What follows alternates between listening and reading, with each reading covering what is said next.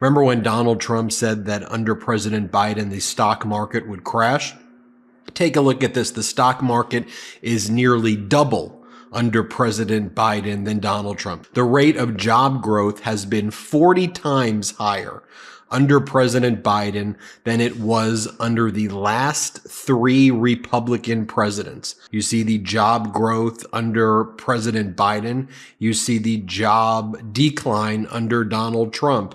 More Biden jobs boom outpacing Trump significantly.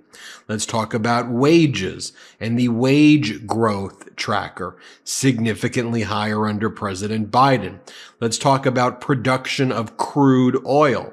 The United States produces now more crude oil under President Biden than any country ever in the history of the world. Oil, gas, and renewable energy production are now at all-time highs under President Biden. America is more energy independent than ever. Remember when Donald Trump and corporate media push the narratives that Biden's going to destroy the oil industry?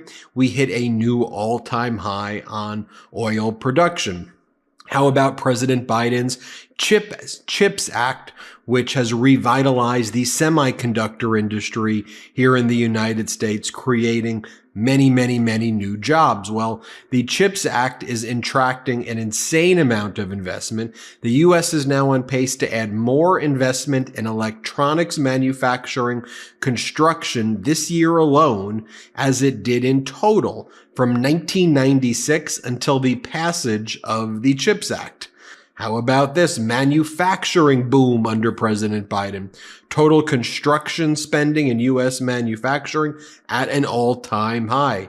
How about crime? At an all-time low. Significant reductions in crime when crime was at its highest, objectively, when Donald Trump was in office. How about household wealth? Let's take a look at another chart. Average household wealth for those under 40 in the U.S. is up 49% from its pre-pandemic level. How about this next chart?